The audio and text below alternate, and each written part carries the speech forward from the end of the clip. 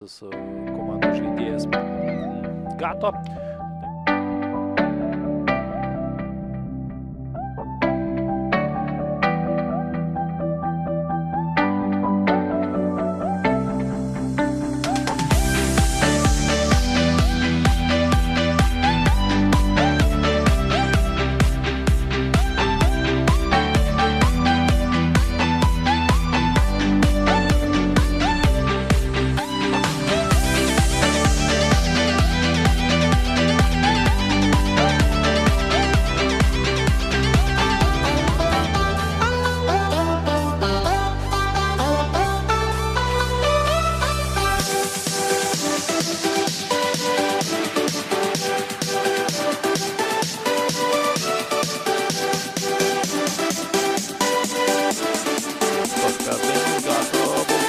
Vienas prieš vieną Gato ir 1-0 kauniečiai priekyje.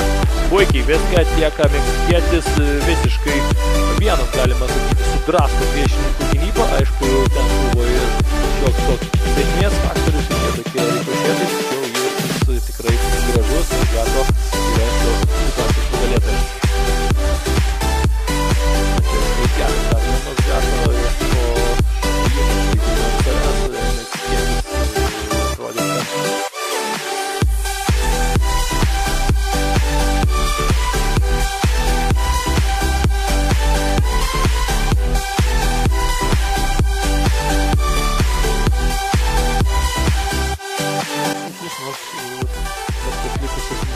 Komandos tikrai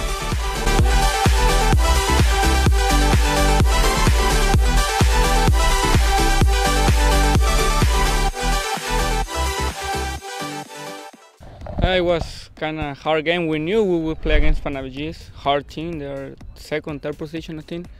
And for them, it was very important game because if they won, they will go to second position, you know. And the two last game they lose, so they come in hard. So it was very, very hard, but kind of sad, you know, because they scored us a goal in the second half. So the coach said that before the game draw would be the good result, but when you see the game now, the draw is not so good. Yeah, he told us, you know, they would come very hard because they want to win. So it's sad, you know, we were winning, we have chances, and you saw big mistake we made, goal. That's football. About your goal you scored today, it was a little bit of luck also.